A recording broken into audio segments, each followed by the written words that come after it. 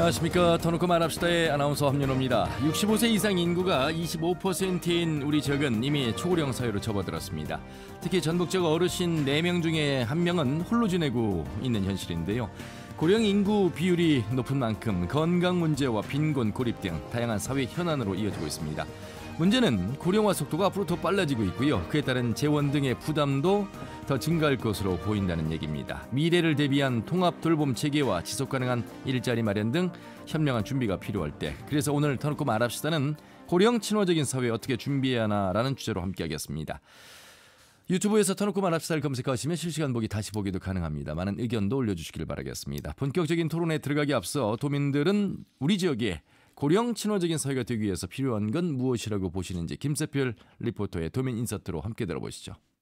전북은 출생률도 낮고 청년 인구가 급속도로 빠져나가면서 고령화가 다른 지역보다 더 빨리 이루어지는 것 같은데요. 지금부터 체계적으로 정말 잘 준비하지 않으면 고령 인구에 대한 복지 예산만 눈덩이처럼 늘어날 수 있거든요. 일단 고령 인구가 경제적으로 독립할 수 있게 작은 일거리라도 좋으니까 안정적인 고령 일자리가 마련돼야 여러 사회 문제를 예방할 수 있지 않을까. 어르신들은 요양원에 들어가는 것보다 살던 곳에서 여생을 마감하고 싶어 하시잖아요. 그렇다고 가족이 하루 종일 간호하는 건 또 현실적으로 좀 불가능하고, 일단 돌봄이 더 잘 되고 나 혼자 감당해야 할 몫이 아니라 우리 사회나 우리 이웃이 또 함께 할 수 있도록 사회 돌봄 시스템이 갖춰지면 서로 만족스러운 노후를 보낼 수 있지 않을까. 특히 혼자 사는 어르신들 굉장히 많은 것 같아요. 혼자 사는 어르신들을 지역사회에서 잘 파악하고 사각지대 없이 어떻게 케어하고 지원해줄 수 있을지, 그런 문제를 더 고민해왔으면 하고, 그러기 위해선 공무원뿐만 아니라 우리가 이웃에 대한 관심을 더 갖는 자세도 필요할 것 같아요. 요즘 100세 시대라고 하니까 정말 건강관리 잘하고 일할 능력이 되는 분들, 특히 컴퓨터도 잘 다루시는 분들이 많잖아요. 그래서 우리 사회가 노인에 대한 개념을 다시 생각하거나 정의 내릴 필요가 있을 것 같습니다. 이들의 경험과 노하우를 우리가 어떻게 배워나갈 수 있을지, 그런 생각의 전환도 필요하지 않을까 싶습니다.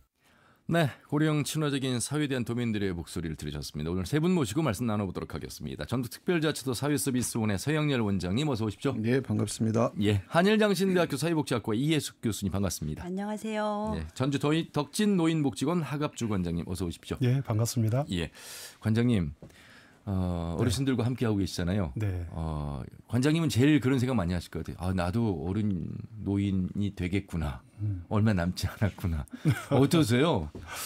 저는 40대가 시작됐을 때 예. 노인에 대해서 제 스스로 어떤 삶을 살아야겠다 그런 생각을 해봤습니다. 근데 벌써 한 17년, 18년이 흘렀으니까 예. 저도 이제 얼마 남지 않았습니다. 그러니까 이제 이거는 우리가 맞이할, 준비해야지, 이걸 거부할 수 있는 게 아니잖아요. 그렇죠. 예, 네. 시간을 잡을 수 없는 것처럼 다가오는 시간을 막을 수 없습니다.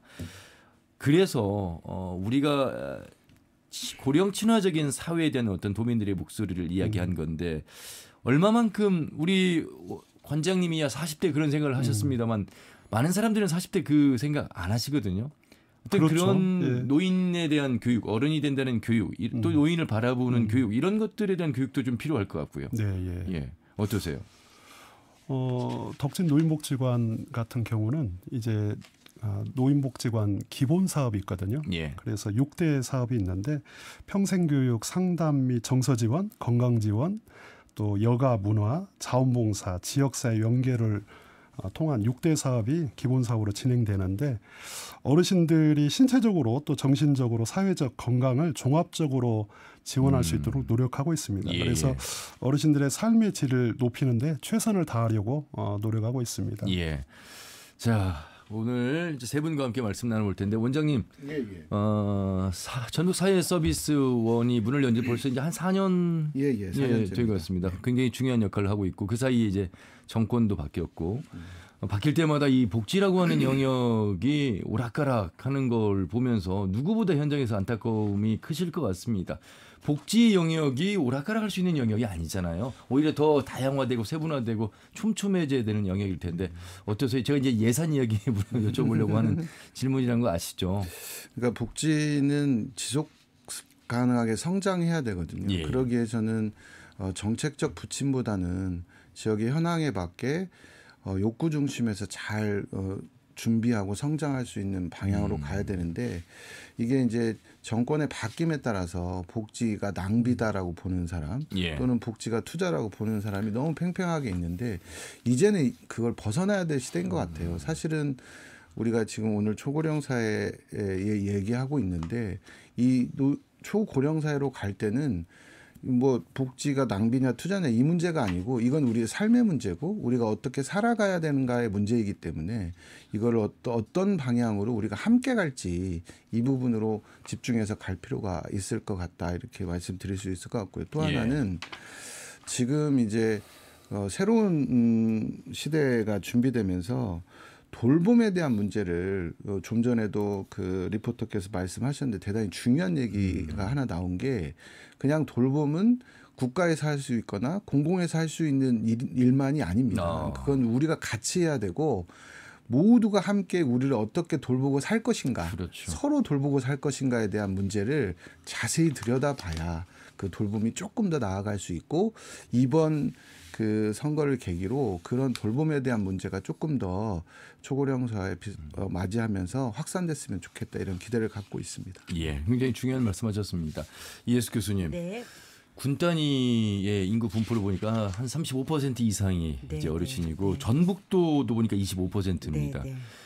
그러니까 지금 주민등록으로 봤을 때 60년생이 이제 65세가 네. 넘으신 거잖아요. 네, 네. 앞으로 이 60년대생들이 65세가 되는 숫자가 됐을 때는 한 30%를 이미 넘길 수 있는. 그렇죠. 그러니까 이런 상황에 이제 대비해야 되는 것이고 예.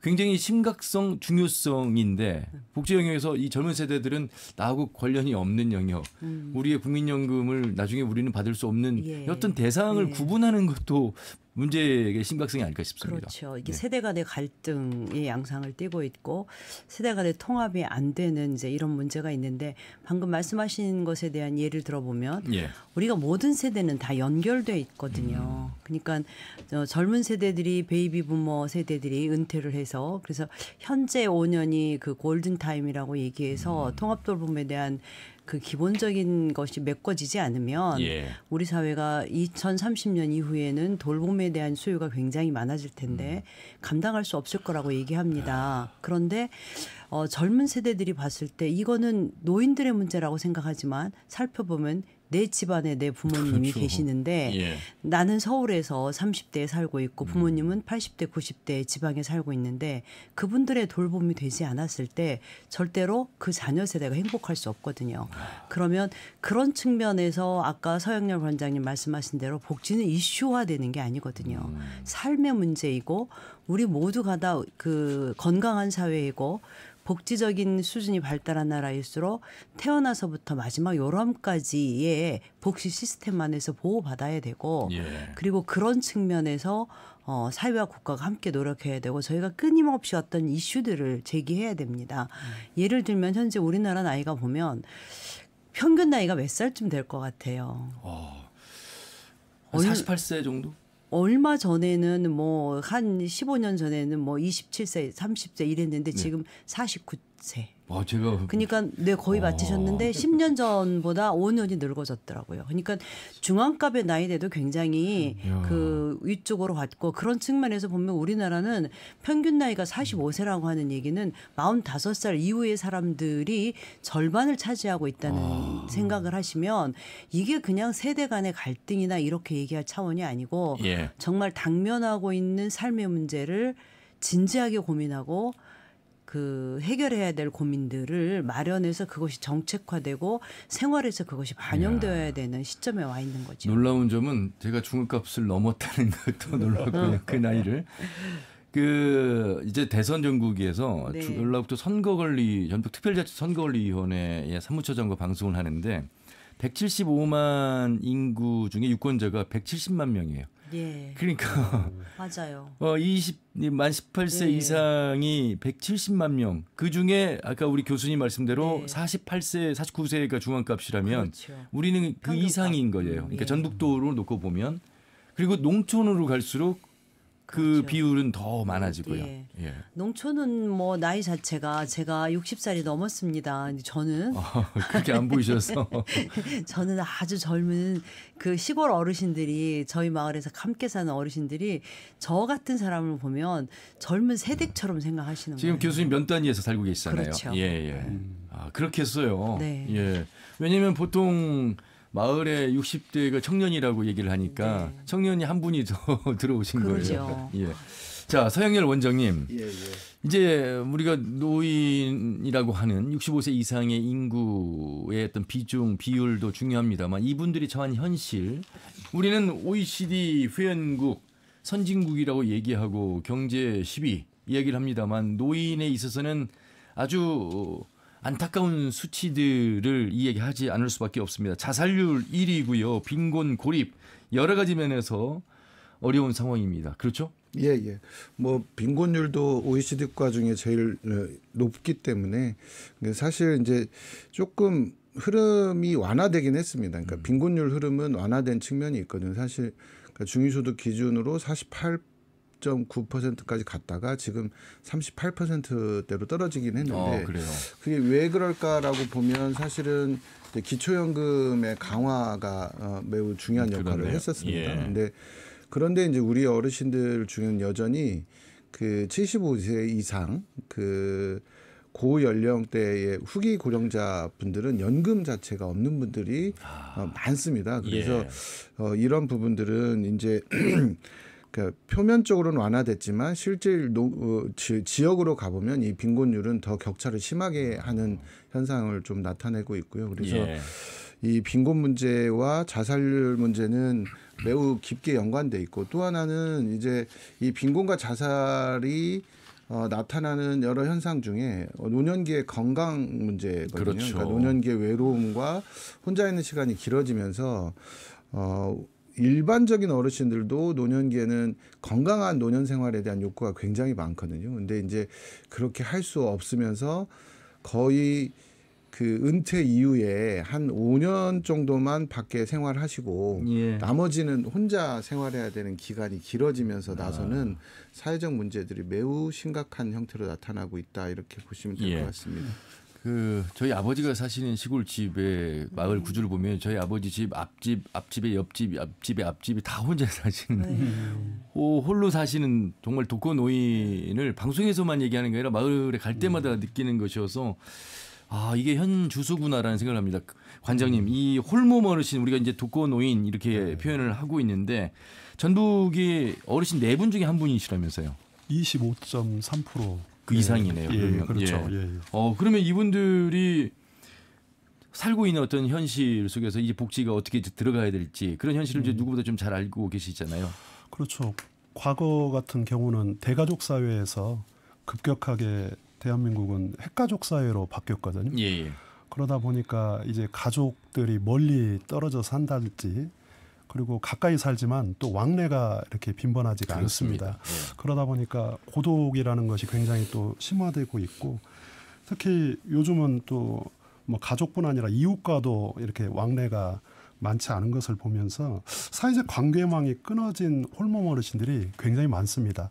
어제 같은 경우도 연립주택에 사시는 어떤 어르신 댁을 저희가 집수리를 좀 해드리는데 가봤더니 너무나 정말 힘들더라고요. 그래서 도배가 많이 들떠 있고 곰팡이가 슬어 있고 바닥은 청소가 잘 안 돼 있는데도 불구하고 그걸 누군가가 자녀가 와서도 손 쓸 수 없고 그냥 이렇게 방치되다시피 이렇게 삶을 사시는 걸 보면서 참 너무나도 고단한 삶을 살고 계시구나 하는 것을 확인했고 특히 농촌동에 사는 어르신들은 의료에 접근이 또 상당히 좀 어렵지 않습니까? 그러다 보니까 만성 질환에 또 성인병이나 노인병에 질환에 이렇게 노출되는 경우가 굉장히 많습니다.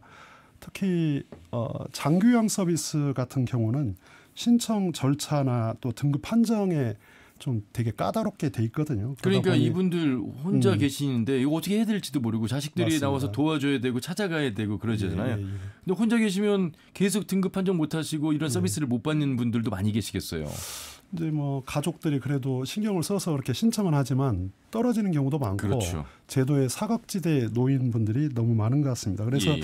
사실은 이제 이런 그 돌봄의 영역 부분들을 좀 이렇게 신청을 해서 접근하는 것보다는 지역사회와 공동체가 함께 나서서 선제적으로 좀 대응을 해야 한다 그렇게 생각하고 있습니다. 예.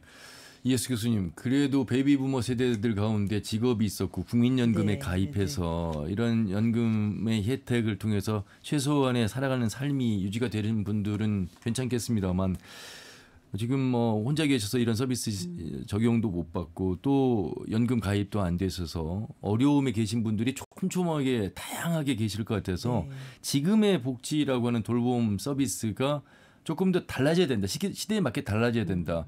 앞으로 지금 우리나라 주민등록을 갖고 있는 나이대 중에 71년생이 제일 많은데 그분들이 만약에 이제 65세가 됐을 때는 지금의 복지 가지고 되겠느냐, 지금의 예산 가지고 되겠느냐 이런 걱정들 많이 하거든요. 이제 10년이면 곧 돌아올 상황인데. 그러니까 이제 복지에 대한 패러다임 전환이 사실 진지게 되었어야 되죠. 예를 들면 1990년대 우리나라를 방문했던 사회복지학자가 그 당시에 뭐라 그랬냐면 한국은 노인복지 천국이라고 얘기했습니다. 이해가 안 되시죠? 어떤 의미인가 제가 바로 그 이해가 안 이유는 되네. 왜냐하면 예. 이제 서양 사회에서 왔을 때 한국에 와서 봤더니 1990년대 초만 해도 노인들이 가정에서 자녀들과 더불어 살다가 돌아가신다는 거예요. 그러니까 예. 익숙한 환경에서 삶을 마감하는 거가 너무 좋다라고 바로 얘기를 한 이해됩니다. 거예요. 예. 그런데 그 다음에 그분이 하셨던 얘기가 어떤 거냐면 그러나 지금은 한국이 아직 산업화가 본격적으로 되지 않았고 가족의 제도들이 이렇게 있었기 때문에 가능하지만 이미 산업화가 진행되면서 핵가족화가 진행되고 그런데 사회복지 시스템이 갖춰지지 않았기 때문에 이게 앞으로는 사회적 커다란 위험이 될 거라고 얘기를 했습니다. 그런데 지금 현재 그게 와 있고 더구나 우리나라는 앞서서 말씀하신 대로 고령화가 초고속으로 진행된 사회입니다. 예. 세계적으로 일본이 25년 걸렸다고 얘기하거든요. 7%에서 14%가 예. 가는 동안 우리는 17, 8년에 이루어집니다. 그러면 이렇게 빠르게 진행되었을 때 사회적 장치들이 돌봄을 위한 여러 가지 것들이 마련되어져야 되는데 그것에 대한 생각이 여전히 가족에서 하겠지라고 하는 생각을 했었고 특히 이제 혼자 사시는 어르신들 중에 아까 아버님 말씀을 하셨는데 예.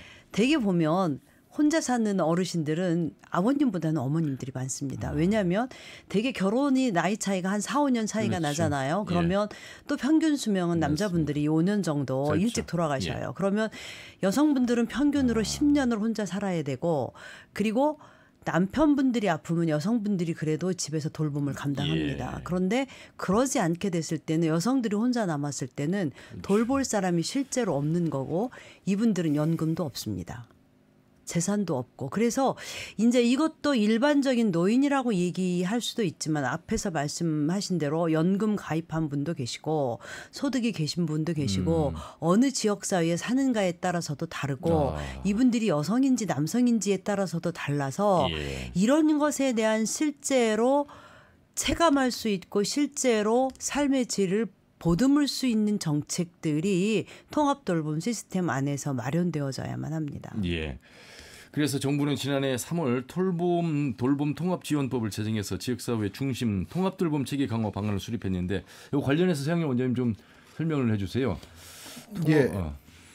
그 먼저 그 통합돌봄 설명드리기 전에 네. 저희가 주재해야 될 일본의 사례를 하나만 말씀드리면 연간 한 10만 명 정도가 부모를 간병하기 위해서 이직을 합니다. 자녀가요.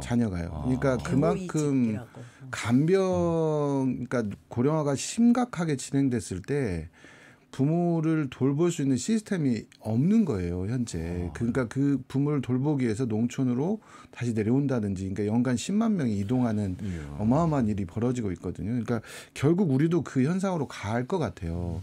그러니까 그 현상으로 가기 위해서는 그 현상을 늦추거나 또는 그 부분을 잘 대비하기 위해서 준비되고 있는 게 통합돌봄 시스템이고 지역사회 돌봄 체계거든요.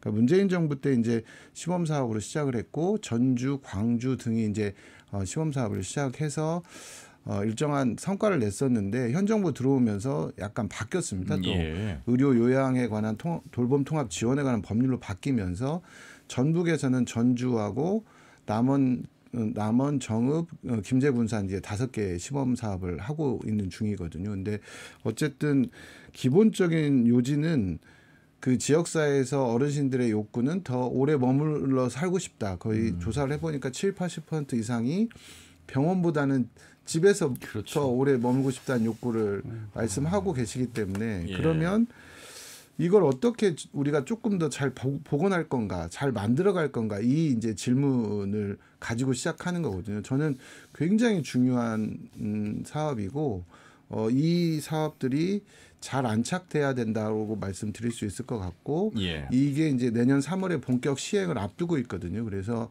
이 본격 시행을 앞두고 오늘 같은 이런 자리를 통해서 돌봄에 대해서 더 많이 논의하고 더 많이 지역사회가 어떻게 준비할 것인가라고 하는 이야기들을 해야 되고요. 특히 전북도를 비롯한 행정에서 먼저 선제적으로 잘 준비해야 될 숙제를 좀 갖고 있거든요. 그래서 실제 빠른 지자체들은 돌봄국도 만들고 있고요. 그래서 예. 실제 돌봄이 그냥 단순한 그 비용이 아니라 우리 모두의 삶을 책임지는 거기 때문에 부서도 만들고 과도 만들고 이렇게 적극적으로 지금 대응하고 있거든요. 근데 저희가 조금 넘어서야 될 부분은 통합돌봄은 이제 장기 요양 등급 대상에서 약간 그 보호받지 못한 분들이 주로 이렇게 그 대상 영역으로 있는데 예. 노인의 돌봄은 단순히 그걸 넘어서는 문제거든요. 그렇죠. 그래서 건강한 노년 생활에 대한 예방 돌봄 체계라든지 어떻게 이 부분을 풀어갈 것인가 이게 이제 지역사회 돌봄에서 대단히 중요한 문제인 것 같고요. 저는 그래서 돌봄과 관련된 지역위원회도 좀 만들어야 되고 그다음에 건강한 노년 생활을 위한 예방 돌봄 체계도 만들어야 되고 해서 전북형 돌봄을 지금 사회서비스원이 도와 함께 여러 형태로 준비하고 있고 언젠가 좀 그 부분을 정확히 또 말씀드릴 때가 있을 것 같습니다. 예. 네. 여러분 젊은 세대는 남의 일이거니 내 일이 아니거니 이렇게 생각하지 마시고 또 돌봄이라고 하는 영역에 대해서도 이제 누군가가 누구를 도와야 하는 그런 영역이 아니라 서로 이제 도와야 하는 그런 체계, 공동체적 마인드가 이제 필요할 것 같습니다. 그런 마인드를 이제 현실적으로 돕기 위한 제도가 이제 이 돌봄 통합 지원법 이 부분인 것 같은데 하갑주 원장님, 일단 건강한 생활이 돼야 되고 그러니까 의료 생활도 필요하고 여기에 이제 또 돌봄 서비스도 필요한 거 아니겠습니까? 이 민간과 공공기관이 좀 유기적으로 좀 협력해야 되는 상황이고요. 네. 예. 그러니까 노인이 집에서 이렇게 건강한 삶을 살다가 여기에서 돌아가실 때까지 사시면 얼마나 좋겠습니까? 근데 예.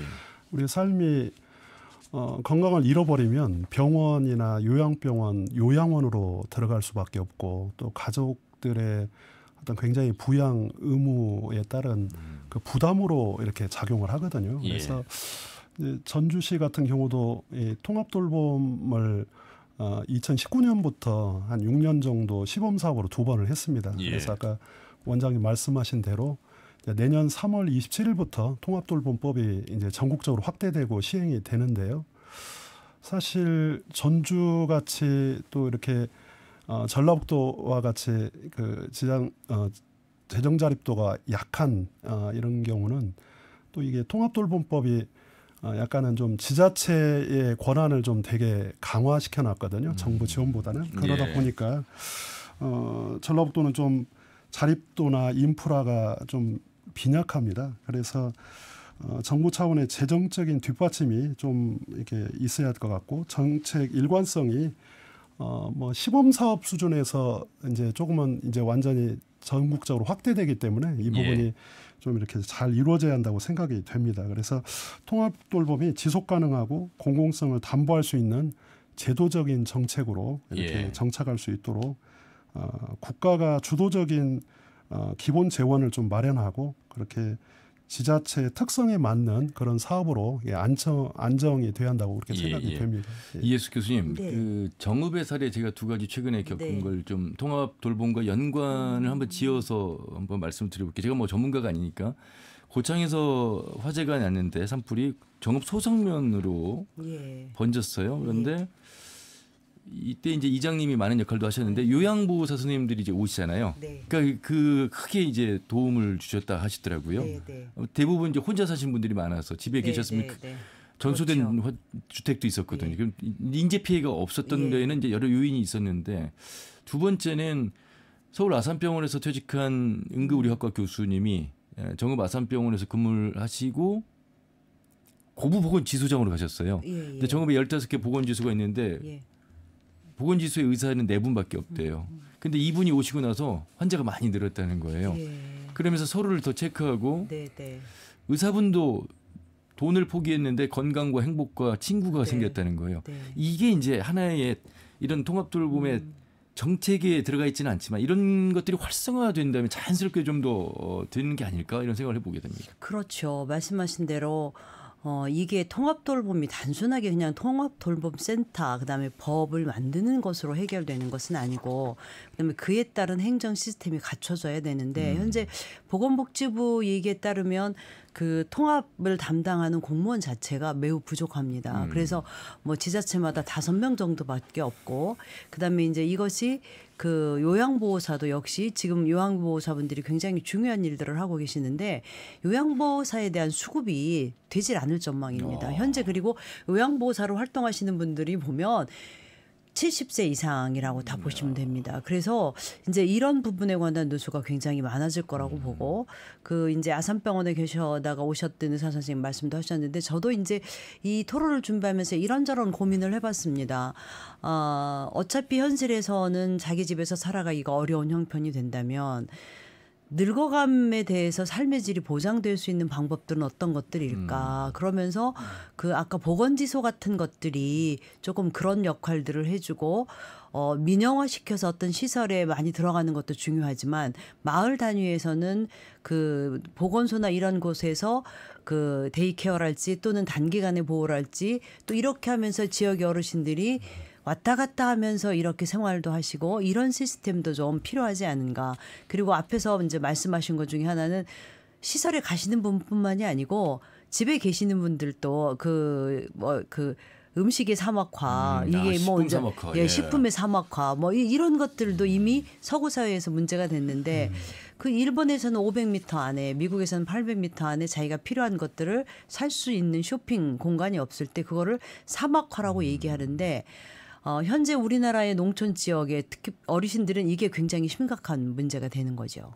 뭐 그런 여러 가지 것들이 같이 고민되면서 이거를 그 어떤 요양보호뿐만이 아니라 어떤 쇼핑, 그다음에 정보와 그다음에 안전, 그다음에 여가 일자리 이런 부분들이 같이 통합 관리될 수 있는 시스템에 대한 패러다임이 갖춰지지 않으면 이 문제는 해결하기가 굉장히 어려워질 것 같아요. 돌봄을 저희가 그냥 그 일시적 현상으로 해석하기 때문에 그 단편적 인식들이 현재 많거든요. 근데 저희가 조금 정리해 볼 게 돌봄을 통한 더 좋은 연결. 그러니까 돌봄은 연결이다. 연결. 그러니까 끝없는 좋은 연결을 이뤄내는 게 돌봄 정책의 핵심이라고 보거든요. 그러니까 그 정읍의 의사 선생님은 정말 좋은 연결자가 된 거죠. 그러니까 그런 소중한 연결자들이 많아져야 돼요.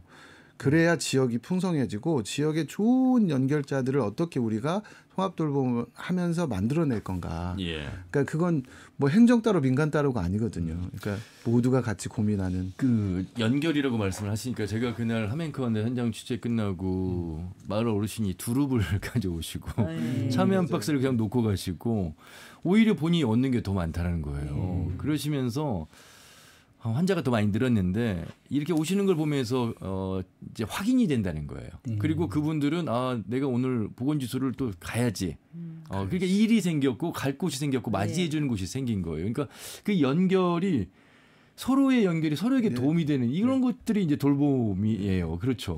돌봄에 저희가 어렸을 때부터 받아온 돌봄 중에 저희가 잊어버린 게 있거든요. 그걸 저희가 이제 이론적으로 정의하면 상호 돌봄이라고 하거든요. 그러니까 상호 주고받으면서 살아오면서 위로받고 해온 것이 가장 큰 힘을 얻고 살잖아요. 그러니까 언젠가는 부모를 떠나서 친구들이 가장 중요할 때는 친구들에게 상호 돌봄을 받고 그렇죠. 살아오는 거죠. 근데 지금 우리한테 그런 상호 관계를 촉진할 수 있는 게 없어졌기 때문에 예. 그런 것들을 정말 소중하게 연결하는 고민이 저희한테 가장 중요한 숙제라고 봅니다. 예. 그 보건복지부 장관이 그래서 고부 보건지수를 다녀갔는데 그 이후에 어떤 많은 좀 변화가 있기를 바라보고 사실 사회서비스원처럼 또 사회의 어떤 기관의 역할도 있겠습니다만 보이지 않는 민간 영역에서의 기관 그리고 이렇게 생각지도 못한 보건지수가 그런 또 구심점 역할을 할 수 있다는 것 그렇기 때문에 모든 점조직들 한 분 한 분의 세대와 세대를 넘어들면서도 불구하고 필요한 것들 이런 것들이 우리가 우리 힘으로 할 수 있는 영역이 돌봄 그 연결 아닐까 싶습니다. 자, 터놓고 말합시다. 고령 친화적인 사회 어떻게 준비하는 주제로 세 분과 함께하고 있습니다. 한일장신대학교 사회복지학과 이혜숙 교수, 전주 덕진 노인복지관 하갑주관장, 전북특별자치도 사회서비스원 서영렬 원장과 함께하고 있습니다. 자, 이제 조금 더 우리가 이런 초고령 사회, 고령 친화적인 사회에 어떻게 준비하는 이야기를 좀 더 해봐야 될 텐데 건강 상태에 따라서 또 주거 상태에 따라 도시와 농촌 상태에 따라서 많은 것들이 다른데 일단 65세가 돼도 한참 건강하고 뭐 70세, 75세도 일하고 싶다 이런 분들이 계셔서 일자리가 주는 어떤 의미도 굉장히 클 것 같습니다. 하갑주관장님. 네, 그렇죠. 본인이 이제 그 60이 되거나 아니면 또 빨리 그 정년을 맞이하신 분은 55세에도 정년을 하시더라고요. 그러니까요. 그래서 사실은 일자리 문제가 굉장히 사회적인 문제가 되고 있습니다. 그런데 이제 은퇴한 뒤에 취업이라고 하는 것이 자기가 과거에 했던 그 일에서 연장선상에서 찾으면 좋은데 그게 또 단절이 됩니다. 그래서 노인이 되고 난 뒤에 뭔가 새로운 일자리를 찾을 때는 그거하고 연계가 안 되다 보니 사실은 이제 초보자와 같이 단순 노동 뭐 이런 쪽으로 일을 할 수밖에 없는 그런 상황에 놓여 있어서 사실은 다양한 어르신들의 일자리 개발 그리고 사실 과거에 일했던 거에서 연계된 그런 확대된 일자리 개념으로 좀 우리가 정부 차원에서나 민간 차원에서도 이걸 좀 폭넓게 확대할 필요성이 있다고 좀 생각이 듭니다. 예. 우리는 어르신들을 얘기할 때 그동안의 연륜, 경륜, 노하우 이런 중요하고 좋은 점 얘기하면서 일자리는 또 연결이 안 되는 단절되는 그런 이야기를 많이 합니다. 자, 그래서 서영렬 원장님 OECD 자살률 빈곤율의 이야기를 했듯이 그에 대한 대안도 있어야 되지 않겠습니까? 이분들이 안정된 일자리나 또 지속 가능한 일자리 또 급여를 받을 수 있는 일자리를 통해서 기본적인 생활을 유지하기 위한 삶이고 존재하고 있다는 것에 대한 확인이고 여러 가지 의미가 있을 것 같습니다. 예, 저희가 5인 가구거든요. 네. 그 어머니하고 같이 살아요. 아, 효자시네요. 어머니 80세인데 이제 어머니하고 살면서 어머니 이제 연금도 조금 받으시고 한데 그래도 뭔가 일을 하시러 계속 나가세요. 저보다 빨리 나가시거든요. 이제 그만하셔 하면 그래도 해야 된다고 나가시는데 그게 이제 본인을 살아가는 그 활력을 주기 때문에 활동을 하시는 건데 그렇죠. 저희가 지금 2004년에 노인 일자리 사업을 시작을 했어요. 그때는 이제 뭐 이걸 하냐 막 했는데 지금은 이제 거의 110만 명 정도가 참여할 정도로 엄청난 그 노인 분야의 중요한 사업이 됐거든요. 근데 저는 지금 이제 노인 일자리도 패러다임을 바꿔야 될 때가 왔다고 봅니다. 그러니까 문제는 그냥 과거에 연금 체계가 부족했을 때 노인 일자리로 보충해주는 사업이었어요. 그러니까 시작은 시작 자체가. 그러니까 워낙 그 우리나라 연금이 약할 때 일자리를 통해서 좀 이렇게 보충적 소득 구조의 정책이었는데 지금은 일정하게 연금도 조금 올라온 상태 그러면 전문적인 일자리 또는 그 연금이 아예 없는 분들을 위한 일자리 또는 약간 중위소득에 있는 노인들을 위한 일자리 이런 계층의 다양화가 필요하다 지금 이렇게 생각이 좀 들고요. 그래서 최근에 이제 몇 해 전부터 사회서비스형 일자리라고 생겼는데 이 일자리가 연금도 받고 또 그 소득 전문성도 있고 이런 분들을 위한 투자하는 일자리거든요. 이게 여기도 굉장히 효과가 좋아요. 그런데 저희가 주목하는 부분은 그 빈곤 문제에 노출된 어르신들을 위한 더 나은 투자를 하는 일자리가 필요하다. 그러니까 소득이 너무 없는 거예요. 그러니까 국민연금도 가입 못하고 이런 분들을 위해서 우리가 노인 일자리 분야에서 어떻게 이분들을 받아들일 것인가라고 하는 게 이제 가장 중요한 고민거리고, 그다음에 이제 전문 분야에서 퇴직한 분들이 오래 역할을 할 수 있도록 지역사회에서 활동할 수 있도록 하는 일자리를 만드는 거, 이게 두 번째고, 또 하나 마지막으로는 마을 단위에서, 그러니까 저희 같은 농촌 지역 이 마을 단위에서 뭔가 브랜드를 가지고 지역의 어른들이 마을에 그 오래된 거목과 같은 역할을 할 수 있는 일자리, 이런 부분들을 우리가 어떻게 풀어갈 건가, 이런 고민들을 좀 하고 있습니다. 중요한 말씀하셨는데요, 이해수 교수님.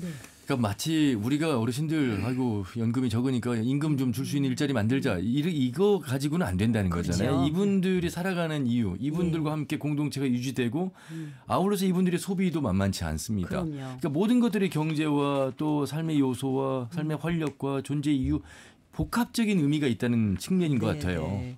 저희가 이제 노인들을 가리켜서 부르는 호칭 중에 하나가 선배 시민이라고 부르는 호칭이 있습니다. 선배 시민. 예, 선배님들이신 거죠. 삶의 선배님들이신데, 이분들에게 가지고 있는 게 있다면 그 노인이 가지고 있는 굉장한 자원 중에 하나가 삶의 지혜와 그리고 살아온 것에 관한 노하우가 있습니다. 그런데 이제 우리가 너무나 자본주의 사회가 가지고 있는 병폐 중에 하나가 모든 것을 생산성과 효율성으로 따지다 보니까 노인은 생산성도 효율성도 없는 세대로 그렇게 보지만, 실제로 이 어르신들이 주는 우리 사회적인 귀감과 원로들이 주는 사회에 던지는 메시지들을 우리가 소홀하게 하면 안 됩니다. 예를 들어서 최근에 우리가 그 탄핵 정부를 맞으면서 2023년도인가 개봉됐던 영화가 다시 개봉되는 거를 봤습니다. 어른 김장아. 네, 어른 김장아. 그분 보시면 그 어른이 보여주는 삶의 우리 사회에 던지는 메시지는 엄청나거든요. 그 문영배라고 하는 그 헌법재판관을 양성했을 뿐만이 아니라 그분이 그냥, 저는 그 영화를 봤을 때 제가 우리 집에 있는 소파를 바꾸려고 그랬는데 아유 그냥 이거 20년 그냥 써야 되겠다. 왜냐하면 그분 집에 있는 것에 비하면 저희 건 너무 새 거더라고요. 그런 측면에서 하나 보셔야 될 게 있고, 두 번째로는 노인이 그 일자리에, 제 친구가 국립무용단에 무용도 했던 친구이고 그다음에 교사도 했던 사람입니다. 요즘 노인 일자리를 합니다. 한 달에 40만 원 받는다고 얘기합니다. 돈이 중요한 게 아니고 그것을 통해서 나의 소중한 존재 가치, 그다음에 친구를 만나고 건강을 유지하고, 그렇게 했을 때 사실은 사회적 비용은 40만 원을 들이지만 사회적 비용은 100만 원의 이득을 얻는 효과를 기대할 수 있습니다. 서 관장님 말씀하신 대로 계층이나 필요에 따라서 일자리가 세분화되어야 되겠지만, 우리 정책을 하시는 분들이 이거는 노인 일자리는 밑빠진 독에 물 붓듯이 그냥 예산이 들어가는 거라고만 생각하시지 않았으면 좋겠고, 그다음에 이제 그런 측면에서 또 어르신들의 손길이 우리 사회 사각지대에서 메꿔주는 역할을 하는 때가 있습니다. 예를 들면 제가 일본에선 봤더니 그 노인 요양원하고 어린이집하고 같이 있어요. 거실 공간을 함께 씁니다. 아침 그 운동을 할 때는 어르신과 아이들이 같이 운동을 하고, 어르신들이 아이들의 기저귀를 개주고 아이들의 옷을 접어주고 아이들하고 놀아주고 젖을 먹이고 합니다. 예를 들면 그런 측면에서 우리가 굉장히 일손이 부족할 때 그런 어떤 영화 보육이랄지, 그다음에 그 시사라동들 같은 곳에 이 어르신들이 따뜻함이 들어갈 수 있는 일자리, 이런 경우들 또 마음을 가지고 열고 개발하면 굉장히 우리 사회를 훈훈하게 하는 그 노인 정책이 될 수 있습니다. 저희 어머님도 이제 70이 넘어서 초등교육을 받게 됐고, 물론 이제 작고는 하셨습니다만, 익산 함열여고를 제가 가서 느낀 점은 만학도들을 한 반을 만들어서 신입생으로 그 17살, 18살 손녀뻘 학생들과 함께 다니는 모습이 한 공간, 한 공동체, 한 교육 공동체에서 그 다양한 것 같아요. 관심이라고 하는 것은 주고자 하는 사람의 마음이 아니라 함께 받고자 하는 마음을 가진 사람들의 생각까지도 헤아리면서 할 수 있는 영역이 무궁무진하고 정말 다양한 것 같아요. 그리고 우리 서영현 원장님이 이제 어머니 모시고 사셔서 5인 가족 말씀하셨는데, 서영현 원장님의 자녀들이 복 받으신 거예요. 이런 얘기 많이 하시잖아요. 근데 말은 그렇게 하는데 자기 부모 모시고 살려면 또 안 모시고 살고 그래서 어떠세요? 그 같이 산다는 것에 대한 장점. 어머님만 좋으신 게 아니잖아요. 그 어머님이 스트레스가 많으시겠죠. 저희들하고 사는데. 근데 저희가 이제 일상에서 그 저희 일상 중에 아침에 나갈 때 저희 딸아이가 어머니한테 다녀오겠습니다 인사하고 올 때도 꼭 인사하고 자기 방에 가거든요. 예. 그러니까 그 한 어른과 이 세대가 섞여 있다는 게 문화적 그 차이와 복잡함이 미묘하게 섞여 있잖아요. 근데 예. 저희가 스스로 배우는 게 되게 많고 저도 어머니하고 살면서 아이들의 부모로서 내가 어떻게 성장하고 가야 될 것인가를 배우는, 그러니까 가족 하나가 그냥 오래된 그 학습장 같은 그런 느낌도 많이 받고 있는 중입니다. 예. 그러니까 어른들도 저도 이제 나이가 들어가니까 어른들에 대한 인문학이랄지 삶의 태도에 대한 교육이 계속돼야 된다고 봐요. 그래서 이게 흔히 말하는 꼰대처럼 늙으면 안 되고 지혜를 나누고 품을 나누어서 같이 그 밑에 거느릴 수 있도록 하고 정말 삶의 어떤 존경의 모습이 되도록 늙어가는 것도 우리가 같이 고민해야 되는 부분인 것 같아요. 예. 그러니까 일자리 얘기하실 때 저희가 조금 요즘에 이제 많이 고민하고 있는데 그 돌봄 분야로 연결해서 어르신들이 돌봄 영역에서 조금 더 좋은 역할을 할 수 있도록 일자리를 조금 더 잘 만들어보자라고 하는 제안도 많거든요. 그러니까 예. 그냥 지금은 장기 요양 체제 안에서 요양보호사 선생님들 이게 급여를 받고 하는 걸로만 돌봄 일자리가 있는 게 아니라 실제 지역사회에 그냥 쓱 한번 둘러보시기도 하고 우리 동네가 뭔 일이 있는지 한번 보시기도 하고 그래서 그 사회적 가치를 담은 어르신들의 일자리 또는 어르신들의 인문적 철학이 반영된 일자리 이런 것들을 저희가 어떻게 품어갈 거냐. 근데 이걸 가장 잘할 수 있는 곳이 전북인 것 같아요. 그러니까 전북다운 어르신들의 일자리, 전북다운 연결하는 힘 이런 부분에 저희가 조금 더 장점을 갖고 있지 않을까 이런 생각이 있습니다. 공감. 한편으로는 초등학교 등교할 때 어르신들께서 나와 계시면 든든하잖아요. 예. 그렇죠. 학교할 때도 그렇고 참 물론 뭐 어른 한 분이 돌아가시면 도서관 하나가 사라진다 이런 말 거창한 말도 있지만 사실 거창하지 않아도 돼요. 존재하고 있는 것이 서로에게 도움을 주고 있는 것은 엄청난 힘입니다. 그런데 한 가족 안에서 구성원이 된다는 건 더욱더 의미가 있고 이 지금 통합돌봄이 다양한 형태로 어떤 정책적으로만 접근할 것이 아니라 우리가 민간 영역에서도 할 수 있는 이웃 공동체에서도 할 수 있는 영역들이 상당히 많다라는 얘기를 오늘 다양하게 좀 해주셨습니다. 그래도 덕진 노인 복지관에 오시는 분들은 건강하시고 행복한 삶을 그래도 누리시는 그 프로그램도 다양하고요 보면요. 그렇죠. 대부분이 많이 건강하시지만 그래도 또 만성 질환에 노출되신 분들이 굉장히 많은 것 같습니다. 예.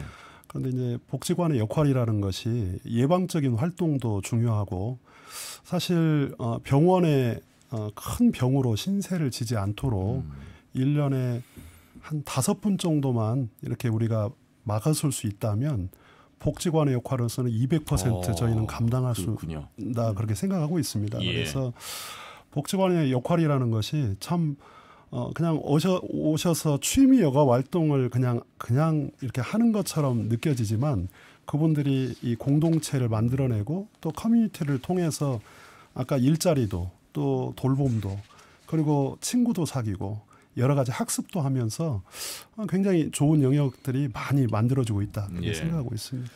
그 저희 집안의 장형님이 이제 70대 후반이 되셨는데 이분이 등산을 아직도 하시는데 중요한 건 등산 이후에 본인이 촬영해서 편집해서 유튜브를 저희에게 보내주신다는 거예요. 그럼 깜짝 놀랍니다. 아 이거 산에 가는 것도 힘든데 이걸 촬영하고 편집해서 근데 글도 쓰시고 그러니까 우리가 어떻게 보면 다양한 노인의 유형에 따라서 요즘 디지털 교육이라고 하잖아요 원장님. 그 재미도 솔솔하실 것 같고 물론 저도 못하는 분야인데도 불구하고 그러니까 이분들이 퇴직 이후에 새로운 기술 또 새로운 어떤 문명 속에서 적응할 수 있도록 도와주는 교육도 우리가 한편으로 또 빼놓을 수 없는 영역인 것 같아요. 예. 아마 디지털 정보 격차의 문제는 더욱더 심각해지는 문제로 이제 나타날 건데요. 예. 실제 그 저희가 어르신들이 제일 어려워하는 게 뭐예요? 그러니까 버스표 예매하는 게 제일 어렵대요. 아. 그러니까 이 음식이야 그냥 그 가서 주문해서 막 달라고 하면 되는데 예. 식당에서도 그냥 나오시는 어르신들 봤어요. 키오스크. 그 고속버스 타려면 너무 힘들다고 하시더라고요. 그러니까 맞아요. 이게 이제 어떻게 누르는 것도 못 하고 또 뭐 사전 예매도 어렵고. 예. 그 스마트폰 활용 교육은 뭐 복지관 덕진노인 복지관도 막 하고 있을 텐데 엄청 인기가 많고요. 한 번 하신 분이 두세 번 받으려고 하시고 가장 그 행복감을 느낄 때가 이메일로 손주하고 그 사진 주고받을 때 예. 그때 너무 행복하다는 얘기 하시는데 어차피 AI나 디지털 문화로 갈 때 네. 어르신들이 조금 더 적응력을 높일 수 있는 대응 체계를 갖추는 것도 저희가 우선적으로 해야 될 일인 것 같습니다. 예. 교수님 사회복지학과 교수시잖아요. 네. 사회복지하면 다 들어가는 거예요. 그렇죠? 그렇죠. 예. 사람이 네. 행복하려고 살잖아요. 네, 그럼. 언제까지 살지는 모르나. 네. 정해진 건 유한하다는 네. 것이고 그 행복이 멀리 있지 않다고 늘 얘기하는데 네. 스마트폰 배워서 손녀와 사진 공유 그 행복감은 우리는 잘 모르잖아요. 그러죠. 예. 그러니까 참 어렵게 생각하면 사회복지 학으로 들어가면 네. 뭐 정책적으로 들어가면 굉장히 난해할 것 같은데 복잡할 것 같은데 네. 그렇지 않은 것 같아요. 그러지 않아요. 예. 정말 삶의 질 그런 것들이 다 있죠. 저는 이제 여기 두 분 그 이제 현장에 계시는 두 분 계시는데 제안 하나 하고 싶은 것 중에 뭐 저도 이제 손주 태어나서 동영상도 보고 하지만 전북형 세대통합 캠프 같은 걸 하면 좋겠어요. 어떤 거냐면 제가 생각해 보는 거는 도시에 살고 있는 아이들에게 농촌 체험의 형태를 가지고 캠프를 하는 거죠. 그래서 실제 어르신들이 했었던 어떤 놀이랄지 이런 것들을 하고 어르신들이 장 같은 거를 같이 담궈서 예. 해보는 것들도 하면서 그렇게 하면 청년층과 어르신과 아이들이 같이 부모님이 자랐던 고향에 와서 그런 것들을 해서 그걸 자꾸 이렇게 이게 그 하나의 브랜디화하고 그런 것들이 저는 굉장히 앞으로 좀 먹힐 것 같아요. 그런 생각이 들기도 하고 그다음에 이제 그 아까 그 디지털에 관해서 말씀하셨는데 삶의 질에서 이 디지털을 저도 굉장히 이 스마트폰을 한정적으로 쓰는데 보니까 이제 재난이라 이런 거 했을 때 어르신들이 문자 같은 걸 보지 못해서 피하지 못하는 경우들도 있고 그래서 그것도 하나의 대안 마련을 해야 될 것 같아요. 그래서 뭐 여러 가지 얘기들을 하더라고요. 찾아보니까 스마트폰의 문자 기능, 재난 문자를 잘 안 보시기도 하기 때문에 여러 가지 그것들에 대해서 이제 큰 측면에서는 뭐 로봇 사용 문제, AI 문제 또는 여러 가지 뭐 음성을 가지고 하는 거 얘기들을 쭉 하던데 이런 부분도 디지털 문맹을 극복하고 어른들의 디지털 그 정보 습득의 기능을 향상하기 위한 노력들도 같이 있어져야 된다고 봅니다. 예. 할머니이신 줄은 몰랐습니다. 그래서 말씀을 더 실감 있게 네. 해주셨습니다. 전북형 세대통합. 사실 왜냐하면 아이들도 그런 얘기를 하거든요. 네. 아이들 부모들도 부모님들에게 아이를 일주일 정도 맡기고 자기들이 여행을 다녀올 수 있다면 좋은 거예요. 예. 또 아이들은 할머니하고 그 시골 문화를 경험하는 것도 근데 어디 가겠어요. 이 전북 같은 곳만 할 수 예. 있는 거죠. 사실 이제 왜 중요한 생각인지 말씀인지를 제가 한번 체감하는 게 전국에 있는 기초자치단체마다 축제가 많아요. 예. 근데 축제를 가면 항상 그 어르신들의 문화가 네. 완주 같은 경우는 와일드푸드 축제가 왜 생겼겠습니까? 예. 결국에는 예전에 어른들은 우리 할머니 할아버지는 이렇게 생활했어라고 보여주는 거잖아요. 산 교육이면서 실제로 이 세대 통합을 통해서 전북만의 색깔을 가져가는 어떤 복지 영역도 사회서비스원이 지금 예산이 없어서 아까 말씀하신 대로 마을형 네. 일자리에 그런 걸 도입해보는 거 괜찮은 거죠. 저희가 고민하는 게 이제 그 도시도 마찬가지예요. 사실은 지금 우리 어르신들은 아프면 요양병원, 요양원 뭐 이런 데를 무조건 가셔야 되는데 예. 돌봄 주택 같은 거를 방금 예, 말씀하신 예, 대로 맞아요. 세대가 통합되는 네. 돌봄 주택을 좀 하면 어떨까 해서 아픈 어르신 한 두 분하고 청년 사회복지사나 청년 활동가가 같이 예. 할 수 있는 시스템을 한번 만들어 보는 거. 쉐어하우스처럼. 예, 그런 부분들의 고민을 좀 하고 있고요. 특히 이제 저희가 가지고 있는 농촌 자원이 그런 부분들을 조금 더 잘 전국적인 모델로 만들 수 있지 않을까 그런 고민은 좀 하고 있습니다. 그래서 예. 잘 여러 형태로 고민하도록 하겠습니다. 예. 오늘 방송은 제가 볼 때 이게 전 국민이 한번 다시 보기 유튜브를 통해서 보기가 가능하니까 이거 보시면 굉장히 의미도 있고 또 정부나 행정에서 할 수 없는 영역 속에서 새로운 대안도 오늘 많이 나왔고요. 참신하면서도 과거에 없었던 것이 아니라 있었던 것을 잘 활용하자는 측면에서 보면 충분한 대안이 될 수 있겠다 이런 생각을 해보게 됐습니다. 자, 초고령사의 큰 숙제 어렵지 않다는 의미가 될 수도 있겠습니다. 체계적인 돌봄 서비스도 필요하겠고요. 또 지역과 지역 또 공동체 안에서 우리가 세대와 세대가 함께 만들어갈 수 있는 또 작지만 의미 있는 역할들이 연결이 됐을 때는 엄청난 선으로 성장할 수 있겠다는 생각을 해보면서 마무리 말씀 들어보도록 하겠습니다. 우리 전주 덕진 노인복지관의 하갑주 관장님. 예. 네, 지금까지 우리 사회는 어르신은 그냥 보호해야 할 존재라고 생각했거든요. 그런데 이제 의존적인 수혜자로만 봤는데 이제 우리는 그걸 좀 넘어서야 할 것 같습니다. 그래서 이제 인식도 또 어르신의 그 존엄한 삶의 주체라고 하는 그걸 우리가 또 사회에 또 기여해온 소중한 구성원으로서 또 좀 우리가 인식을 하고 함께 가야 할 것 같습니다. 그래서 고령 친화 사회라는 것은 어르신의 권리가 또 향상되고 노년의 삶이 고립이 아닌 존중과 참여로 함께 사는 사회로 가야 한다고 생각합니다. 그래서 초고령 사회가 문제라고 생각하지 말고 또 우리가 초고령 사회가 미래 세대와 함께 우리 어르신들이 함께 살아가는 사회다. 그런 것들을 우리 모두가 인식할 때 전북이 정말 앞으로 정말 초고령 또 그 전라북도가 되어서 굉장히 어려운 상황 속에 빠질 수도 있지만 또 다른 기회다. 그렇게 생각할 수 있을 것 같습니다. 여기 있는 네 분이 노인이 되는 날이 이제 머지않았고 저까지도 곧 온다는 사실은 부인할 수 없는 현실입니다. 이혜숙 교수님. 네, 뭐 저는 간단히 말씀드리겠습니다. 구슬이 서말이라도 깨워야 보배잖아요. 이제 여러 가지 말씀드리지 못한 것 중에도 여러 가지가 있지만 촘촘하게 한번 살펴봤으면 좋겠습니다. 그래서 예를 들면 아파트 단지에 1층은 노인 세대로 넣어서 아이들의 놀이터가 있듯이 1층의 어르신들에게 그 단지 안에 살면서 그 노인의 삶이 유지될 수 있도록 건축에 대해서도 생각해보고 그다음에 농촌은 농촌대로 도시는 도시대로 이런 것들을 좀 구슬을 찾아서 꿰는 작업이 국가 정책에서 좀 해줘야 하는 게 아닌가라는 생각이 듭니다. 굉장히 의미 있는 말씀이셨습니다. 서영렬 원장님. 돌봄은 단순히 그냥 비용만을 투자하는 돈 들어가는 일이 아니고 우리의 삶을 바꾸는 매우 중요한 좋은 연결이라는 인식부터 저희가 가졌으면 좋겠다는 말씀 다시 한번 드리고 싶고요. 그래서 전북이 전북다운 돌봄, 전북다운 연결을 잘 고민하면 전국에서도 노인이 가장 행복한 지역을 만드는 데 선도할 수 있지 않을까 그런 기대를 해보고요.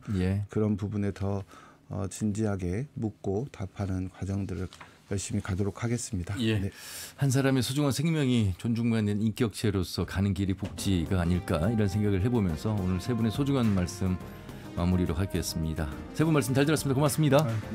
고맙습니다. 전주 덕진 노인복지관 하갑주관장, 전북특별자치도 사회서비스원의 서영렬 원장, 한일장신대학교 사회복지학과의 이혜숙 교수와 함께했습니다. 털코만 합시다는 다음 주 일요일 오후 5시 5분에 인사드리죠. 함윤혜였습니다. 고맙습니다.